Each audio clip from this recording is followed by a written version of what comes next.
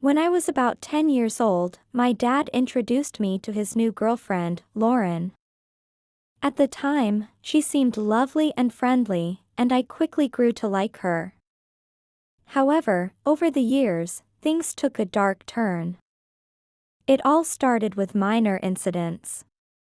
Lauren would take my things and then deny it, and everyone seemed to believe her. She'd insinuate that my dad loved her more than me, threatening that if she so desired, she could make me disappear from his life with the snap of her fingers. She even invaded my privacy by reading my diary and sharing its contents with others. In one shocking act, she reported me to the RSPCA for animal abuse, a false accusation that deeply troubled me. But things took an even darker turn as time went on. She somehow convinced my dad to be physically abusive towards me, and he, as an adult with choices, regrettably complied. The psychological torment was unbearable. There were countless other terrible things she did, each one chipping away at my well-being. Eventually, when I was around 16, my dad and Lauren separated, although they still shared a house. At this point, I was a deeply unhappy teenager, struggling with my own demons. I decided it was time to take matters into my own hands. I hatched a plan, one that would make Lauren's life unravel before her eyes. The timing had to be perfect. First, I set out to get her fired and give her a minor criminal record. She had been working at a police warehouse for seized items, but her greed led her to steal from the warehouse. I kept a detailed record of her thefts, and when the list was substantial enough, I anonymously reported her to her boss. She was promptly suspended, and after weeks of investigation, found guilty of theft, including a Class C substance.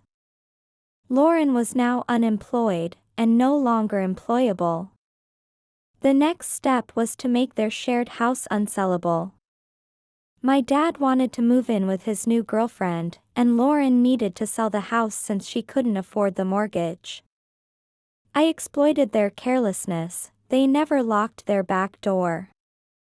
I began to sabotage the house, releasing bugs throughout, hiding old prawns under floorboards, and even sewing some into the curtains.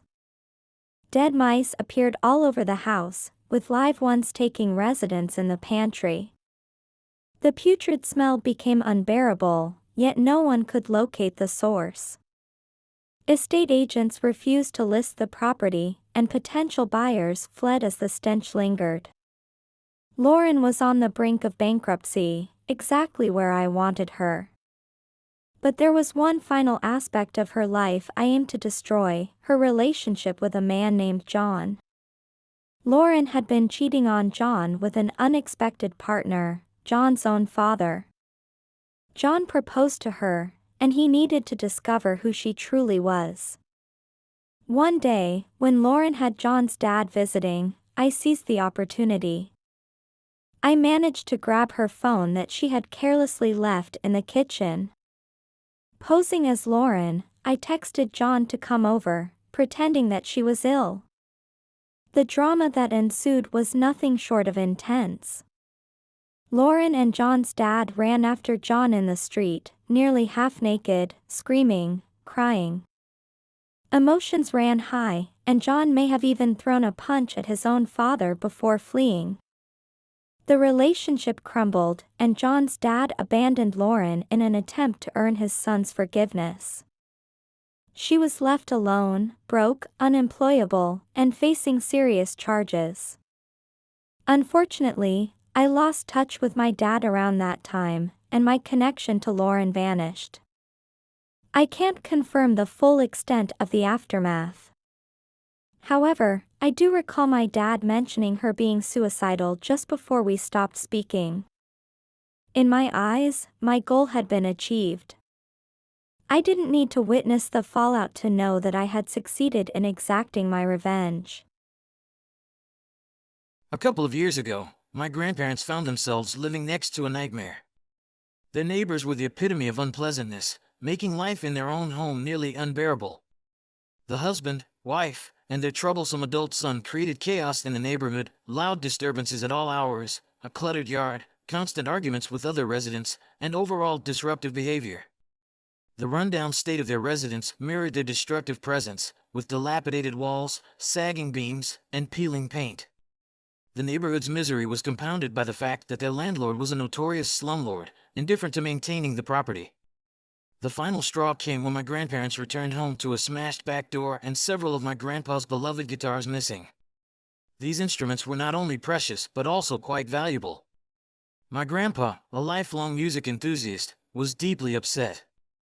They reported the theft to the police, and it was later discovered that the son had sold the guitars at a pawn shop. While they couldn't retrieve the stolen guitars, insurance covered the loss, and the son ended up in jail for committing a felony. Enraged by the theft and ongoing harassment, the neighbors escalated their torment, frequently harassing my grandparents through the fence or on their porch. They hurled insults, threw trash over the fence, and the husband continued to menace them physically. My grandparents decided to take matters into their own hands. They had the house condemned. The condemnation process was swift. My grandma contacted local authorities who conducted an inspection, and it was evident from the outside that the house had not been maintained properly for years. After several rounds of complaints and inspections, the property was declared unfit for habitation, forcing the troublesome neighbors to vacate. Their whereabouts remained unknown.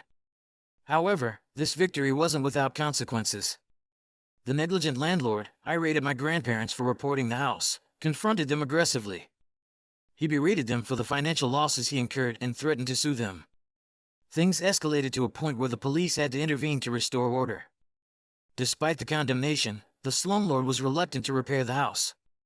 Each time officials were involved, he'd make brief appearances, ostensibly to address the issues, but no progress was made.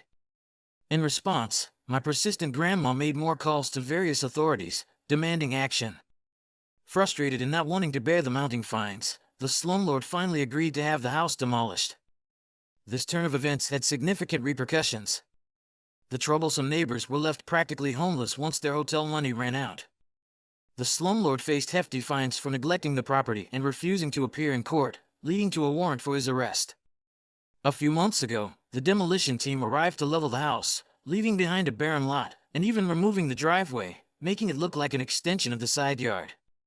The final fate of the rude neighbors and the slumlord remains uncertain, but the satisfaction of seeing the nuisance house torn down brought immense joy to my grandma. And that's the tale of how my grandma took matters into her own hands and, step by step, brought justice to a neighborhood plagued by nuisances. A few years back, my wife and I found ourselves in a unique family situation. I had 2 stepsons, and we've grown so close that I call them my sons. I've been a significant presence in their lives since they were 8 and 10 years old. Their father, Jason, and I shared a strong commitment to maintaining a good relationship with the kids and ensuring their well-being. This story isn't just about us, though. It's about Jason's complicated history with his ex-girlfriend, a woman who could only be described as a chaotic force of nature. At the time, she wasn't a part of our family, but she had a significant impact on all our lives. Jason and I both put in a lot of effort to keep things cordial between us and their mother, Jason's ex-girlfriend. She had 2 daughters and a grandson, all of whom Jason genuinely cared for, which made things even more complex. Despite their passionate but tumultuous relationship, Jason believed in trying to make it work. However, life with her wasn't easy, and she had a reputation for causing trouble. The ex-girlfriend, whom we'll simply refer to as the ex henceforth, had a habit of getting into legal troubles. She had been arrested multiple times for forgery and fraud, and her erratic behavior only seemed to intensify with time. The legal issues weren't the only problem. Jason had to deal with her trying to redefine their past relationship, claiming they were married through various dubious means, like asserting they'd had a secret wedding or getting married on an Indian reservation. It all added to the chaos. Jason's strong belief in trying to make things work ultimately led him down a difficult path. When he left the county to attend his mother's funeral and didn't file a specific form related to his probation, the ex played a pivotal role in getting him sent to prison for violating his probation. The situation was far from clear, but it was evident that the ex played a significant role in the events leading up to his incarceration. Several months later, Jason was released, and he decided to make a clean break from his turbulent past. He moved to a new town, hoping to start over and find some peace. However, the ex didn't share his desire to move on. She continued to harass him relentlessly, leading to the restraining order. She would send malicious text messages to people pretending to be the police, accusing him of drunk driving or drug abuse. These actions showed the depths to which she would go to create havoc in his life. As for my stepsons, she was relentless in her cruelty. She would send text messages to them from burner phones, pretending to be friends or family, and fill their heads with hurtful lies about their father. These actions were intended to drive a wedge between Jason and his sons and further exemplified the maliciousness of the ex. Tragedy struck when Jason passed away suddenly from a heart attack. He was finally finding happiness in life, surrounded by good friends and cherishing his relationship with his sons.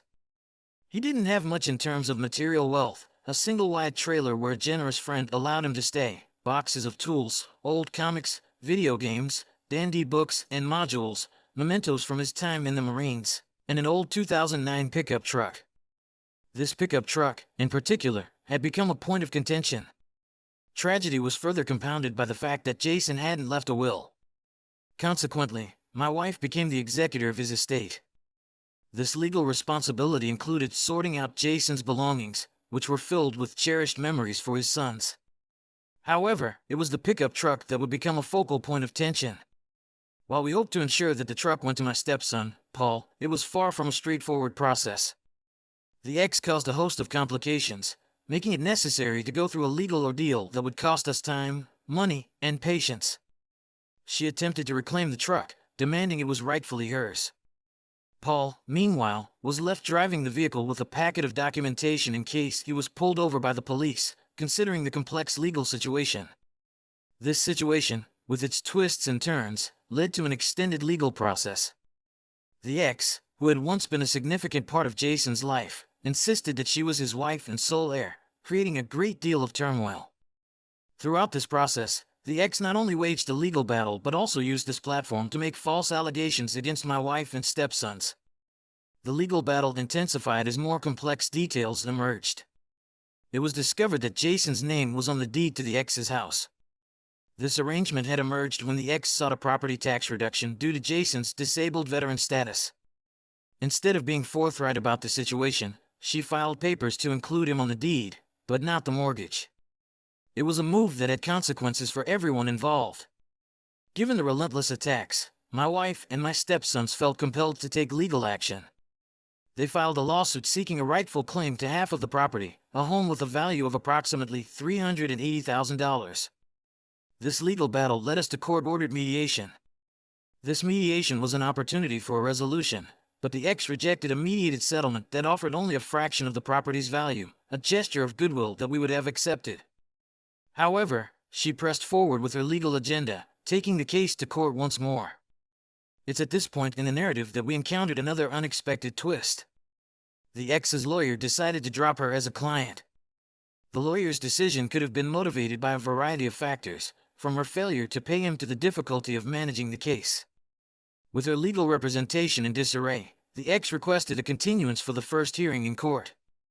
This delay was meant to provide her time to reopen the probate process. Despite facing numerous obstacles and her continuing legal pursuit, we chose to stay the course. We firmly believed that the principles of fairness and justice were on our side. In April, we finally found ourselves back in court, ready to address the issue of the house deed. However, when the day came for the proceedings, the ex failed to appear. The judge, noting her absence and her failure to file any relevant documents, decided to proceed with the case. In a brief trial that lasted less than 10 minutes, the judge recorded the facts and awarded half the property to Jason's estate. Yet, this was not the end of the story. While the legal battles had reached a conclusion, the tale continues, as the stepsons and my wife now had to navigate the path of actually selling the property and finalizing the distribution of assets. It was a relief to have the legal battle behind us, and we were grateful to see justice served. The situation taught us valuable lessons about the power of resilience, the importance of family bonds, and the complexities of the legal system. It was a tumultuous journey, marked by pain, determination, and a steadfast commitment to standing up for what is right. The ex, on the other hand, now faced the consequences of her actions. For the first time in her life, her actions would lead to significant personal repercussions. Years ago, my family was on the verge of moving into a perfect house we had found in the early 2000s. The agreement was made with the owners. They would fix some plumbing issues before we moved in, and in return, we'd help them move their belongings into the garage. The house required various repairs, the pool needed cleaning, and the landscaping was a mess. My dad, armed with determination and a battalion of offspring, undertook the mission. We were only a week away from finally settling into our new home. However, there was a peculiar twist to the story. For reasons unknown to this day, my dad had paid a cash deposit with no paper trail. The owners decided to seize this opportunity to their advantage. Just days before our planned move, they informed my dad that they wouldn't move their stuff from the garage or attend to the essential plumbing repairs. They gave him an ultimatum: accept the house without a functioning garage and foot the plumbing bill or walk away, forfeiting the deposit. Nonchalantly, they mentioned they might consider renting it to someone else for more money, given the improvements we'd made. With no paperwork binding my dad to the house and no security cameras in sight, he was left high and dry, having lost several $1,000s to an unscrupulous owner. This betrayal stung even more as Christmas was just around the corner, and the prospect of giving each of his kids their own rooms was slipping away. This was the tipping point that set the stage for an unforgettable act of revenge. My dad orchestrated a little get-together for all of us kids. We were each assigned a specific task in the grand act of destruction. One of us shoveled sand into the sparkling pool, while my brother, whose temper was his Achilles heel, was instructed to unleash his fury and punch out every hole we had meticulously patched up in the walls. The younger ones were tasked with rocking the stair banister until it splintered, and my job was to rip out the landscaping we had so painstakingly installed and create a trail of debris up and down the stairs. Every bit of progress we had made was undone, thanks to a group of creative and energetic children. Meanwhile, my dad and stepmom combed through the owner's possessions in the garage, seizing anything they could gift, pawn, or sell. Their haul included high-value collectibles, jewelry, and a computer, all of which became Christmas presents. The next day, my dad told the owners he had left the keys in the garage, with the door conveniently wide open for them. He then disconnected the phone, and we never heard from them again. Legally questionable? Most certainly. A memorable Christmas? Undoubtedly. The sense of satisfaction from creatively dismantling the house? Priceless. Amid the chaos, I managed to craft a tastefully done carpet of hedge branches, torn out flowers, and a touch of sand and pool gravel, all strewn across the actual carpet of the house.